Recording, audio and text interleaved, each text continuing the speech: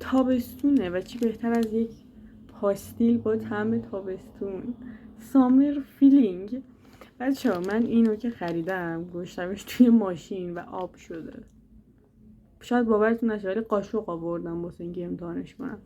بعد مغازه فقط همینو داشت، یعنی فصلای دیگر نداشت. مثلا حس نمی‌کنم در مورد پاستیل حرف میزنم ولی خب باورتون نمیشه فصلای دیگر، یعنی مثلا پاییز بشه پاییزشو میارین، مثلا جو تابستون فقط تابستونشو آوردی. مثلا پشتشو که میخونی عالی نوشته بهبود تغذیه مساوی انسان سالم مساوی شهر سالم. بهبود تغذیه؟ الان جدی؟ مثلا نمیدونم یه پاستیل مثلا با طعم تابستون قرار چه مزه‌ای باشه. واقعا هیچ ایده‌ای ندارم.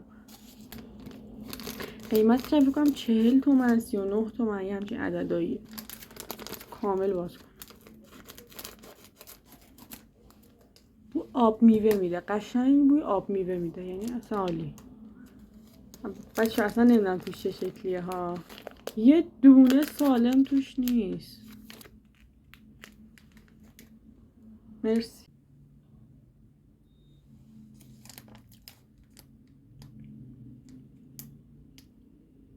بچه خوشمزه است، مزه تابستون. بچه نمیتونم بگم مزه چی میده چون که مزهاش با هم قاطی شده، ولی خب خوشبوه، خوشمزم هست. قندش هم 30% نمیدونم اینجا داده، مثلا قندش کمتر نسبت به پاستیلای دیگه. خیلی ناراحتم که آب شده، فکر نمی‌کردم مثلا این شکلی آب بشه، فکر نمی‌کردم پاستیل آب شده این شکلی باشه. انگار مثلا ژل است، ژله‌ای که نگرفته باشه. 1 تا 10 بهش 6.5 میدم. یه پاستیل عادی بود به نظرم. تا درودی دیگر بدرود.